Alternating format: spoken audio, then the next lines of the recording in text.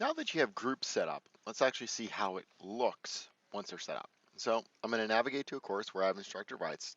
I'm going to turn editing on, and you'll notice that there are, right here, this is test form is what we're going to end up using. And you'll see right here, the second to last, it says right now there's no groups, meaning that nothing is separated into individual groups. So if I actually bring up a student course here, I'm logged in as a student here, and if I click on the test forum, have the ability, I'm logged in as Alyssa right now, and I have the ability to see other groups posts. So for example, Lynn right here is actually in another group, but you wouldn't know it right now because I don't have that function turned on.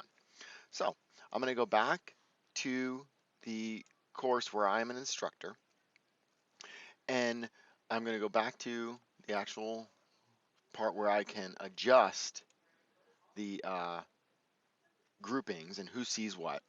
I go to my test forum, and you'll hover my mouse over the second last icon. Right now it says no groups. If I click on that, it's actually going to change, and it says separate groups. If I log in again as a student right here, I'm in here as a student, and if I refresh the page and I access the group, you'll notice now that Lynn's post is actually gone. That's because Alyssa is in block 1 and Lynn is in block 2. So right now, as I set up earlier, this is set up for separate groups. Let me go back to my course where I'm instructor. Right now I'm set up as separate groups, meaning that the two groups are completely separate of each other. Even though they're both in the same activity, one group can see one group's stuff and one group can see another. Now if I'd like to change that a little bit more, I can click on this icon again, and now it says visible groups. What this means is that each group will be able to see only their posts, but they can also look at the entire posts of all of the groups.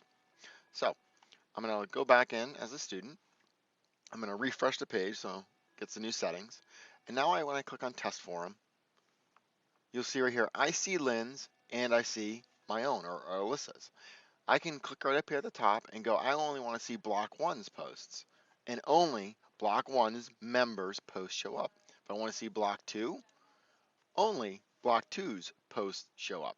And then finally, if I want to see all participants, I can see all of the posts from all of the groups.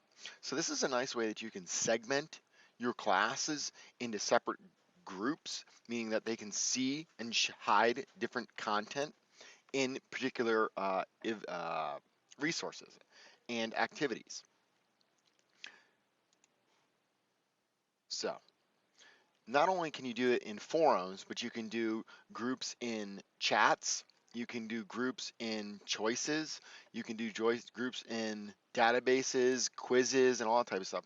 But you notice when I have just a link to a resource, like say for example I have a link to this Word document, notice that the icon that is right here in quizzes where I have the ability to set up groups is missing from where I just have set up resources. So where I have a link to a web page, there is no ability for me to set up groups on a resource. Resources are available to anyone who's in the course.